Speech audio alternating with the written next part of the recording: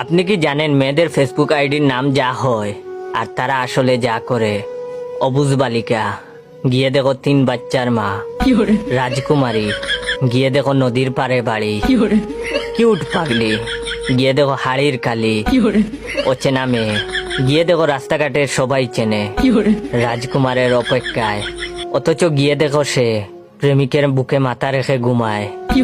তুমি শুধু আমার, গিয়ে দেখো সে কত জনের। তুমি কি আমার হবে? গিয়ে দেখো একজনের হয়ে গেছে। আজও তোমায় ভালোবাসি। এটা শুধু দেখানোর জন্য।